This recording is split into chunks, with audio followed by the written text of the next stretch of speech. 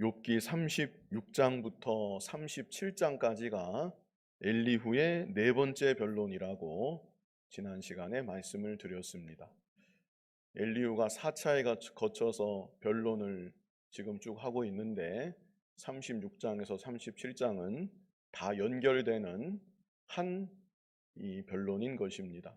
지난 시간에는 36장 1절로 23절까지 회개 촉구라는 제목으로 이 엘리후의 네 번째 변론 전반부를 우리가 보았었고요. 오늘은 엘리후의 네 번째 변론 후반부 이 나머지 내용을 끝까지 다 보고자 합니다. 절수가 많은 것 같은데요. 사실 뭐 그렇게 많은 건 아니고요. 또 무엇보다 내용이 이해하기가 어려운 내용이 아닙니다. 무슨 내용인가? 오늘 본문에서 엘리후는 하나님의 권능에 대해서 말씀하고 있습니다. 제목을 더 길게 잡으면 안 돼서 그냥 하나님의 권능 그랬는데 사실 수식어구를 많이 붙이고 싶습니다. 저 사이에. 하나님의 무한하신 권능, 뭐 이렇게 우리가 생각할 수 있겠는데요. 이런 하나님의 크신 권능, 무한하신 권능, 그 권능에 대해서 엘리후가 말하고 있고, 그래서 결론적으로는 이런 권능의 하나님 앞에 우리 인간은 겸손히 엎드려야 된다. 권능의 하나님을 우리 인간은 경외해야 되고 하나님께 무조건 순복해야 된다. 이것을 결론적으로 말씀하며 변론을 마무리하고 있습니다. 자, 본문 24절 우리 같이 한번 읽어보겠습니다. 그대는 하나님께서 하신 일을 기억하고 높이라, 잊지 말지니라. 인생이 그의 일을 찬송하였느니라. 하나님께서 하신 일, 개인적으로나 국가적으로나 특별히 오늘 본문에서는 자연 만물을 향해 하나님께서 하신 일, 이런 하나님께서 하신 일들을 여기 세 가지 동사가 연거푸 나왔는데요. 하나님께서 하신 일들을 먼저는 기억하고, 그리고 하나님을 높이고, 또 잊지 말지니라 이렇게 말씀하고 있습니다. 하나님께서 하신 일들을 기억해서 하나님을 높여 하나님께 영광을 돌리고, 한 번 영광 돌렸다고 그것이 끝이 아니라 하나님께서 하신 일들을 지속적으로 잊어서는 안 된다는 것입니다. 인생이 그의 일을 찬송하였느니라. 여기서 인생은 집단적인 의미입니다.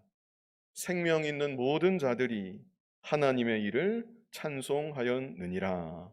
그래서 엘리후가 하고 싶은 말은 너도 마땅히 하나님을 높이고 하나님을 찬송해야 한다. 이렇게 엘리후가 욥을 향해 훈계하고 있는 것이죠. 사실 욥에게 이런 믿음이나 중심이 없는 것이 결코 아닙니다. 그런데 엘리후는 마치 욥에게는 이런 믿음이 없는 것처럼, 이런 중심 자체가 없는 것처럼 그렇게 욥을 훈계하고 있는 것입니다. 이런 엘리후의 태도는 잘못된 것이죠. 그러나 여기서 엘리후가 말하는 이 말들 자체는 참 옳은 말이라는 것입니다. 우리는 언제나 하나님께서 하신 일들을 기억해야 되는 것이고, 그 일들로 인해서 하나님을 높이고 찬송하고 하나님께 영광 돌려야 되는 것이고, 그리고 하나님께서 행하셨던 일들을 결코 잊어서는 안 되는 것입니다. 25절 우리 같이 한번 읽어보겠습니다. 그의 일을 모든 사람이 우러러 보나니 먼 데서도 보느니라. 모든 사람이 우러러 본다. 예외가 없다는 것입니다. 인간이라면 누구든지 하나님의 일을 우러러 본다. 그래서 이것은 우리 인간은 본질적으로 하나님을 찬송하고 하나님께 영광 돌리기 위해서 이 땅에 존재하고 있다. 이것을 우리에게 알게 하여 주는 것입니다. 호흡이 있는 동안에, 살아있는 동안에 우리는 하나님을 찬송해야 되는 것이고 하나님께 영광 돌리며 살아가야 되는 것입니다. 25절 끝에는 먼 데서도 보느니라 그랬습니다. 먼 데서도 보느니라. 당장 내 눈앞에 나타나는 하나님 역사하심만이 아니라 멀리 떨어져 있는 그런 일이라 할지라도, 나하고는 직접적인 연관이 없는 그런 일이라 할지라도, 그런 일들을 통해서도 하나님의 역사하심을, 하나님의 일하심을 우리가 충분히 느낄 수가 있다는 것입니다. 가령 예를 들어서 멀리 그 우주 공간에 혜성이 나타났다, 혜성이 지나간다. 우리 하나님의 자녀들은 그런 것을 보면서도, 멀리 떨어져 있는 그 어느 지역에 빛이 지나가는 걸 보면서도, 아, 우리 하나님 놀라운 역사를 이렇게 보여주시는구나. 하나님이 이제도 온 천체를 다 주관하시고 운행하고 계시는구나. 이렇게 하나님의 손길을 우리는 그런 일들을 통해서도 느낄 수가 있는 것이죠. 그래서 우리들은 내 자신을 보아도, 또 나와 직접 연관이 있는 내 주변의 일들을 경험하면서도, 그것만이 아니라 나와 상관없는 먼 곳에서부터 일어나는 그런 일들을 보면서도 우리는 그 가운데 언제나 하나님을 볼 수가 있는 것이고, 하나님의 역사하심을 느낄 수가 있는 것입니다. 26절 같이 한번 읽어보겠습니다. 하나님은 높으시니 우리가 그를 알 수 없고 그의 횟수를 헤아릴 수 없느니라. 그러나 또 다른 측면이지요. 하나님은 높으시니, 이것은 우리와는 구별되는 지존하신 하나님이시라는 것입니다. 그래서 우리는 그를 알 수 없다 그랬습니다. 이것은 제대로 알 수 없다는 것입니다. 다 알 수는 없다는 그런 의미입니다. 지극히 작은 일부만을 우리는 알 수 있다는 그런 의미인 것입니다. 그의 횟수를 헤아릴 수 없느니라. 영원하신 하나님이시고 무한하신 하나님이신데, 우리가 하나님에 대해서 믿고 알고 하나님을 섬기고는 있지만 하나님의 존재 자체에 대해서 우리 어리석은 인간으로서는 다 이해할 수는 없다, 제대로 알 수는 없다. 이것을 또한 말해주고 있는 것입니다. 이제 27절로 33절까지는 자연계에 나타나는 하나님의 권능에 대해서 이제 구구절절 말씀해주고 있습니다. 이해하는 것이 그렇게 어렵지가 않습니다. 자, 무슨 뜻인지 생각해 보시면서 한 절 한 절 같이 읽어 나가도록 하겠습니다. 자, 27절 우리 같이 읽어보겠습니다. 그가 물방울을 가늘게 하시며 빗방울이 증발하여 안개가 되게 하시도다. 물이 수증기로 변하지요. 그것을 가리켜서 말하는 것입니다. 하나님께서 물방울을 가늘게 하신다. 그 맺혀 있는 물방울을 가늘게 하시고 가늘게 하셔서 안개와 같은, 그 안개도 물방울입니다. 안개와 같은 작은 그런 알갱이로 하나님이 만드시는 것이다. 빗방울이 증발하여 안개가 되게 하시도다. 빗방울이 내리다가도, 비가 내리다가도 빗방울이 순간 증발해서, 흩어지면서 증발해서 뿌옇게 안개가 생기도록 하나님께서 그렇게도 하신다는 것입니다. 이런 자연 만물을 통해서 하나님의 손길을, 하나님의 역사하시는 손길을 말하고 있는 것이죠. 28절 같이 읽어보겠습니다. 그것이 구름에서 내려 많은 사람에게 쏟아지느니라. 수증기 형태로 구름을 이루었다가 그것이 비로 내려서 많은 사람에게 쏟아진다. 29절 같이 읽어보겠습니다. 겹겹이 쌓인 구름과 그의 장막의 우레소리를 누가 능히 깨달으랴. 겹겹이 쌓여 있는 구름, 하늘에 이 당시는 올라갈 수 없으니까 땅에서 볼 때 아니면 산에서 볼 때 막 겹겹이 층층이 쌓여 있는 구름에 대해서 우리 인간이 어떻게 깨달을 수가 있겠느냐. 그의 장막의 우레소리, 이것은 하늘에서 나는 우레소리를 말하는 것입니다. 저 우레소리에 대해서 누가 깨달을 수가 있겠느냐. 30절 같이 읽어보겠습니다. 보라, 그가 번갯불을 자기의 사면에 펼치시며 바다 밑까지 비치시고, 번갯불을 사방으로 이렇게 펼치시는 하나님, 번갯불이 사방으로 치게 하시는 하나님. 그러다가 번갯불이, 저는 뭐 이런 광경 못 봤지만 바다 한가운데 번갯불이 바다로 내려치면 아마 깜깜한 밤에 환하게 바닷속을 비추나 봅니다. 그래서 바다 밑까지 비치시고 이렇게 하시는 하나님이시라는 것이죠. 31절 같이 한번 읽어보겠습니다. 이런 것들로 만민을 심판하시며 음식을 풍성하게 주시느니라. 이런 것들 그랬는데요, 비 내리는 거 앞에서 말씀하지 않았습니까? 그래서 비가 내리는 거, 그리고 바로 앞에는 번갯불, 이런 것들을 통해서 하나님께서 만민을 심판하시기도 하시고, 또 이런 것들을 통해서, 기상현상을 통해서 땅의 곡식이 자라게도 하셔서 음식을 풍성하게 주시기도 하신다. 32절 같이 읽어보겠습니다. 그가 번갯불을 손바닥 안에 넣으시고 그가 번갯불을 명령하사 관역을 치시도다. 하나님은 번갯불을 그 손 안에 가지고 계신다. 하나님 뜻대로, 마음대로 저 번갯불을 다루신다. 이것을 뜻하는 것이겠죠. 그가 번갯불을 명령하사 관역을 치시도다. 마치 관역에 명중을 시키듯이 하나님께서 번갯불을 주장하셔서 여기에도 내리게 하시고, 하나님 원하시는 그 지점에 정확하게 관역을 마치듯이, 번갯불이 그냥 사방으로 튀는 것처럼 보이지만 임의로 막 번갯불이 여기도 쳤다가 저기도 쳤다 하는 것 같지만, 전능하신 하나님께서 관역을 명중시키듯이 하나님 뜻대로 정확한 지점에 하나님이 손안에 번갯불을 잡고 계시다가 정확히 번갯불을 내리신다는 것입니다.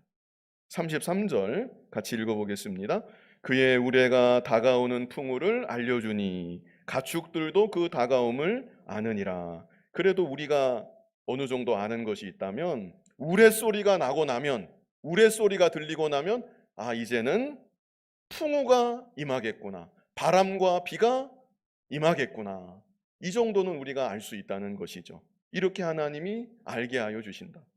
사람만 아는 것이 아니라 가축들도 이제 비가 내린다는 것을 알게 된다.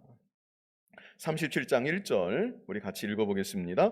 이로 말미암아 내 마음이 떨며 그 자리에서 흔들렸도다.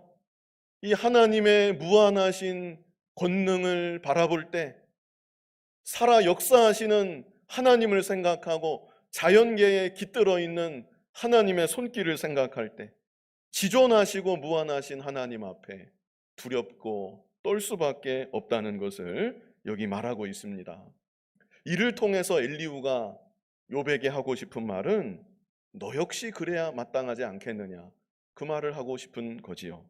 우리 앞에서도 쭉 보았지만 엘리후는 욥을 생각할 때 이거 철저히 오해고 자기만의 생각이지만, 엘리후는 욥을 바라볼 때 저 욥은 너무나 교만하구나, 하나님 앞에 자복할 줄 모르고 회개할 줄 모르구나, 엘리후는 욥에 대해서 그렇게 생각합니다. 그래서 나는 이렇게 자연계만 바라보아도 무한하신 하나님을 생각하게 되고 그 권능 앞에 이렇게 두려워 떨게 되는데 너도 이래야 마땅하지 않겠느냐, 이렇게 엘리후가 욥을 훈계하고 있는 것이죠.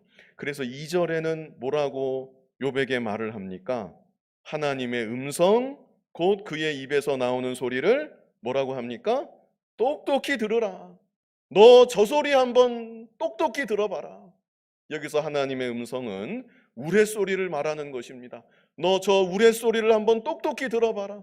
저 우레소리를 듣고도 살아 역사하시는 하나님을 네가 느끼지 못한다는 것이냐, 이렇게 엘리후가 훈계하고 있는 것이죠. 3절 같이 한번 읽어보겠습니다. 그 소리를 천하에 펼치시며 번갯불을 땅끝까지 이르게 하시고, 4절 그 후에 음성을 발하시며 그의 위엄찬 소리로 천둥을 치시며 그 음성이 들릴 때에 번개를 멈추게 아니하시느니라. 자, 번갯불이 땅끝까지 이르게 하시고 4절에 그 후에 음성을 발하시며, 먼저 번갯불이 보입니다. 번쩍하는 게 보이고 그 다음에 어떻게 하죠? 우르릉 쾅 하면서 소리가 들립니다. 번갯불부터 보이고 한 1, 2초 있다가 소리가 들립니다. 빛이 소리보다 더 빠르기 때문에 그렇죠. 그것을 여기 표현한 것이고, 그의 위험찬 소리로 천둥을 치시며, 그리고 나서 그 음성이 들릴 때, 소리가 들릴 때 번개를 멈추게 아니하시느니라. 이것은 계속 연이어서 번갯불이 번쩍하고 우르릉 쾅 우레소리가 나고 소리가 끊어지면서 이제 끝나는가 했더니 번개가 다시 번쩍하고, 이렇게 연속해서 번개가 치는 장면을 묘사하고 있는 것입니다. 5절 말씀 같이 한번 읽어보겠습니다. 하나님은 놀라운 음성을 내시며 우리가 헤아릴 수 없는 큰 일을 행하시느니라. 이렇게 연이어 내리치는 우레소리, 또 번갯불, 이런 일을 하시는 하나님께서 우리가 다 알 수 없고 이해할 수 없는 큰 일을 행하신다. 이렇게 말하고 있습니다. 이제 6절부터 13절까지 계속해서 각종 자연현상을 말하고 있습니다. 중요한 것은 이런 자연현상을 통해서 하나님을 생각하고 하나님의 손길을 느끼고 하나님 앞에 두렵고 떨리는 마음을 갖는다는 것, 그것이 중요한 것이죠. 자, 6절 말씀 같이 한번 읽어보겠습니다. 눈을 명하여 땅에 내리라 하시며 적은 비와 큰 비도 내리게 명하시느니라. 하나님이 명하셔서 눈도 내리고, 하나님이 명하셔서 적은 비도 부슬부슬 내리고, 큰 비도 장대같이 쏟아지고. 7절 같이 한번 읽어보겠습니다. 그가 모든 사람의 손에 표를 주시어 모든 사람이 그가 지으신 것을 알게 하려 하심이라. 여기는 좀 설명이 필요한데요. 모든 사람의 손에 표를 주신다 그랬죠. 여기서 표를 주신다는 것은 구체적으로 사람의 손을 봉인한다, 그런 뜻입니다. 사람의 손을 봉인한다. 그 봉인할 때, 봉인하고 나서 그 표식을 하지 않습니까? 그 표를 말하는 것입니다. 그래서 사람의 손이 꼼짝달싹 못하게, 다시 말해서 아무 일도 못하게 하신다, 그런 의미입니다. 6절에 뭐라고 했습니까? 눈이 오고 적은 비가 오고 큰 비가 오고, 예정에도 없던, 그 생각지도 못했던 이런 일들이 생기게 되면 농사 짓는 사람들이 꼼짝없이, 또 뭐 계획했던 일들 꼼짝없이 손 놓고 못하게 되는 일이 있지요. 그것을 의미하는 것입니다. 하나님께서 그렇게 하신다는 것이죠. 그래서 모든 사람이 그가 지으신 것을 알게 하려 하심이라. 그런 일을 경험하면서 하나님이 모든 것을 주관하시는 분이시고, 하나님께서 모든 것을 다스리시는 분이시고, 내 모든 계획조차도 이 내 뜻대로 이룰 수 있는 것이 아니고 하나님 손 아래 있는 것이구나, 이것을 알 수 있도록 인도해 주신다는 것입니다. 실제 우리 인간이 그렇습니다. 광대한 자연 앞에 우리 인간은 너무나 연약하고 초라한 것을 느낄 때가 많이 있는 것이죠. 그 믿지 않는 사람들도 그것을 많이 느낍니다. 우리 올해만 해도 태풍 올라온다고 얼마나 예보를 하고, 큰 태풍 온다고 예보하고 준비하고 대비하고, 아무리 그래도 그 태풍으로 인한 피해를 막을 수가 없는 것입니다. 첨단 과학기술을 다 동원해도 하나님께서 치시면, 자연을 통해 치시면 우리 인간은 속수무책이라는 것. 농부가 아무리 땀을 흘리고 노력을 해서 막 열매를 거두려고 해도 태풍 한번 불고 나면 과일이 다 떨어지고 맙니다. 안 믿는 사람들도 참 내 뜻대로 안 되는구나, 하늘에 달려 있구나, 이런 말을 하는 것을 제가 들어본 적이 있는데요. 이렇게 자연 앞에서 인간은 아무것도 아니구나, 이것을 느끼게 하신다는 것이고, 꼭 자연이 아닐지라도 내 힘으로 어찌하지 못하는 불가항력적인 그런 일들을 인생 중에 경험하게 될 때 우리 인간은 비로소 겸손하게 되는 것이고, 아, 인생이 내 뜻대로 되는 것이 아니구나, 내 계획대로 되는 것이 아니구나, 겸손하게 되는 것이고, 그리고 비로소 하나님을 찾고 하나님을 구하는 자리로 돌아오게 되는 것입니다. 하나님께서 그렇게 역사하신다는 것을 7절에 말씀하는 것이고요. 그러나 짐승들은 어떠한가? 8절 같이 읽어보겠습니다. 그러나 짐승들은 땅 속에 들어가 그 처소에 머무느니라. 이것이 짐승의 모습입니다. 하나님 형상대로 지음받지 못한 짐승들, 그저 본능에 따라 살아가는 것이죠. 기후가 험해지면, 이 자연재해가 임하면 그저 피하는 것뿐입니다. 땅속에 숨어 들어가고 가만히 처소에 머물러 있고, 짐승은 아무 발전이 없습니다. 그냥 이렇게 살아가는 것이죠. 9절 말씀 같이 한번 읽어보겠습니다. 폭풍우는 그 밀실에서 나오고 추위는 북풍을 타고 오느니라. 이 표현도 참 재밌는데요. 폭풍우는 그 밀실에서 나온다. 하나님께서 밀실에다가 폭풍우를 가만히 두셨다가 필요할 때 이 폭풍우가 나가게 하셔서, 우리 인간 입장에서는 폭풍우가 갑자기 몰아치니까 참 맑은 하늘에 갑자기 폭풍우가 내리치고, 바다 같은 경우는 정말 이 잔잔했던 바다가 순식간에 폭풍우로 험해지니까, 우리 인간 입장에서 생각할 때 하나님이 밀실 속에 폭풍우를 이렇게 숨겨놓고 계시다가 필요할 때 그 폭풍우가 나가도록 이렇게 하나님이 하시는구나, 이렇게 표현하고 있는 것이죠. 추위는 북풍을 타고 오느니라. 북풍이 불 때 추위도 함께 오도록 하나님이 그렇게 또한 역사하신다는 것이죠. 10절 말씀 같이 읽어보겠습니다. 하나님의 입김이 얼음을 얼게 하고 물의 너비를 줄어들게 하느니라. 역시 얼음이 어는 것도 하나님이 하시는 것이다. 또 얼음이 얼어서, 강 같은 곳에 얼음이 얼어서 물의 너비를 줄어들게도 하신다. 11절 말씀 같이 읽어보겠습니다. 또한 그는 구름에 습기를 실으시고 그의 번개로 구름을 흩어지게 하시느니라. 이미 있는 구름에 습기를 더 실어서 구름이 더 커지게도 하시는 하나님이시라는 것이고요. 그러다가도 번개를 치셔서 그 커진 구름이 흩어지게도 하시는 그런 하나님이시라는 것입니다. 12절 같이 한번 읽어보겠습니다. 그는 감싸고 도시며 그들의 할 일을 조종하시느니라. 그는 땅과 육지 표면에 있는 모든 자들에게 명령하시느니라. 그는 감싸고 도신다. 이 자연계 주변에 아예 감싸고 계신 것처럼 그렇게 그 가운데 늘 함께하고 계시고 역사하신다는 것이죠.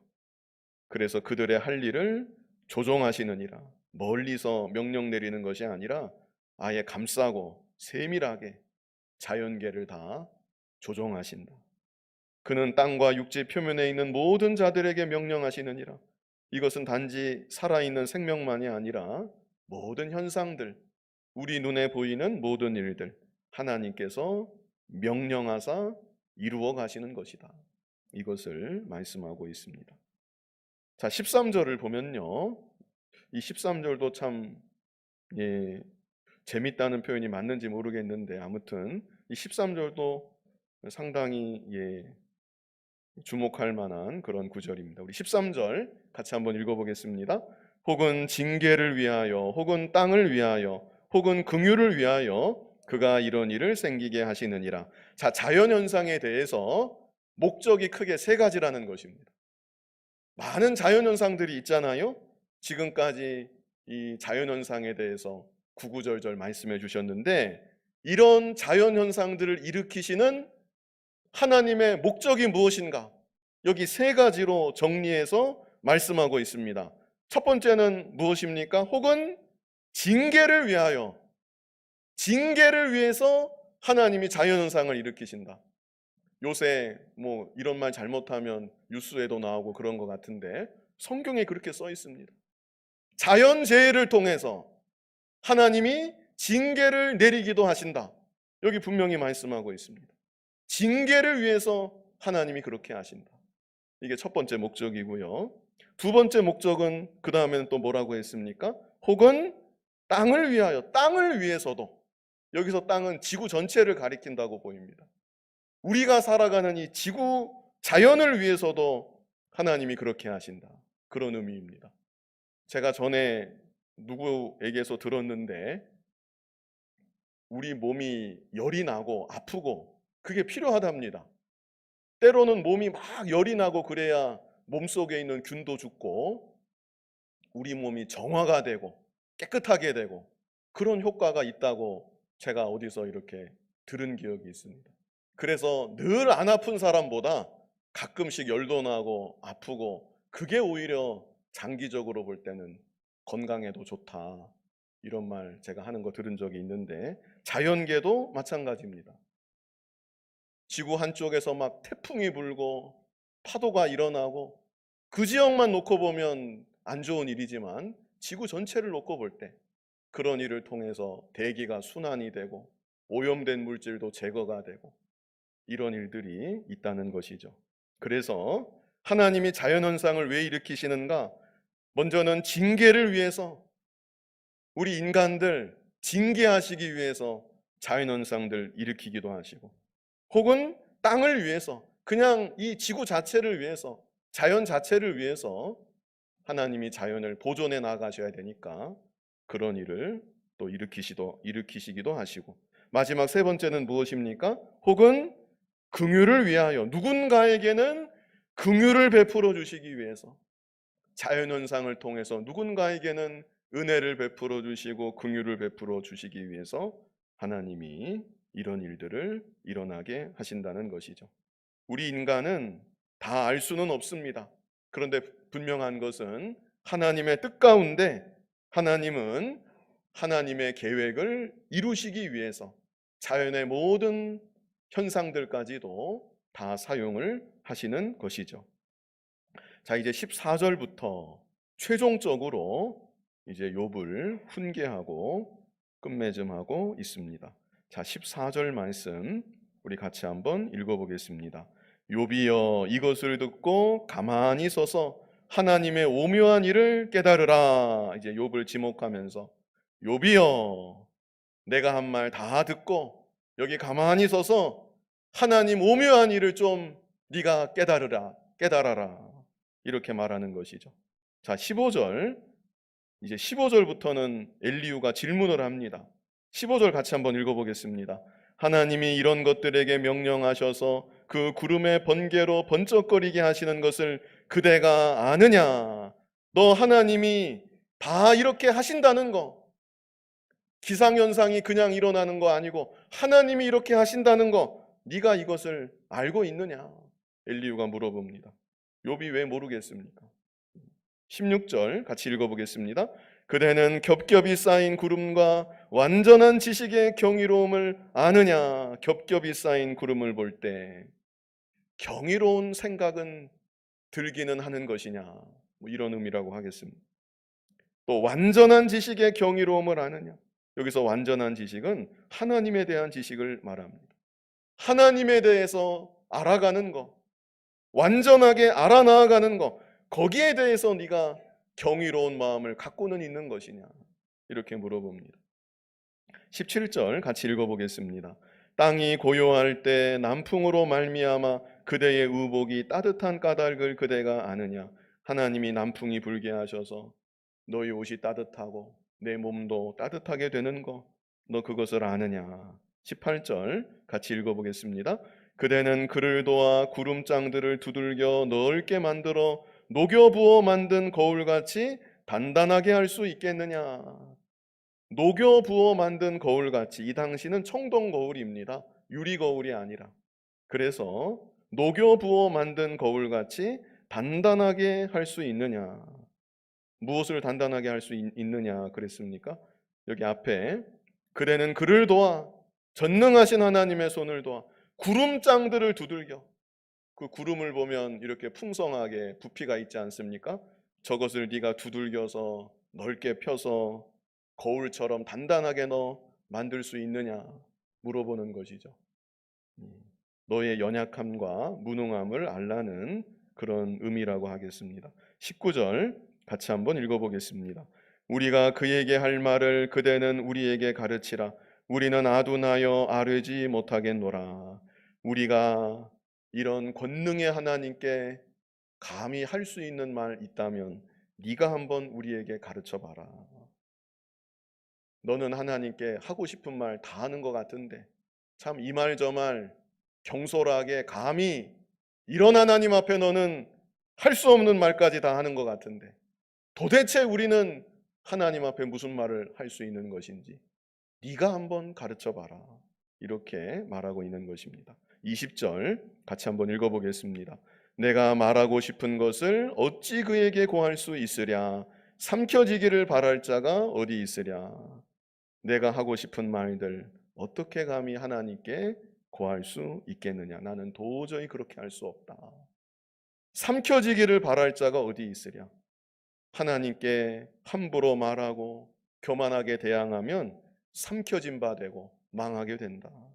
우리는 너처럼 그렇게 삼켜지기를 원하지 않는다. 그렇기 때문에 함부로 말할 수 없다. 이렇게 엘리후가 말하고 있는 것입니다. 21절 같이 읽어보겠습니다. 그런즉 바람이 불어 하늘이 말끔하게 되었을 때 그 밝은 빛을 아무도 볼 수 없느니라. 구름 한 점 없는 맑은 날, 하늘에서 내리는 빛조차도 아무도 볼 수가 없다는 것이죠. 그런데 하물며 하나님의 권능과 무한하심 앞에 감히 고개를 들고 쳐다볼 수가 없다는 그런 뜻입니다. 22절을 같이 읽어보겠습니다. 북쪽에서는 황금 같은 빛이 나오고 하나님께는 두려운 위엄이 있느니라. 하늘의 빛도 쳐다보지 못하는데 하나님께는 두려운 위엄이 있으시다. 우리 23절 같이 읽어보겠습니다. 전능자를 우리가 찾을 수 없나니 그는 권능이 지극히 크사 정의나 무한한 공의를 굽히지 아니하심이니라. 전능자를 우리가 찾을 수 없다. 이것은 우리가 도달할 수 없는 영역에 계신 분이 하나님이시라는 그런 뜻입니다. 지극히 높으신 하나님이시다. 이것을 다시 한번 말하고 있는 것이죠. 그래서 그는 권능이 지극히 크사 정의나 무한한 공의를 굽히지 아니하심이니라. 우리 마지막 24절 같이 읽어보겠습니다. 그러므로 사람들은 그를 경외하고 그는 스스로 지혜롭다 하는 모든 자를 무시하느니라. 이건 결론과 같은 이 말이죠. 그러므로 사람들은 어떻게 해야 합니까? 그를 경외하고 그저 우리 인간들은 하나님을 경외할 뿐이다. 이것을 말하고 있습니다.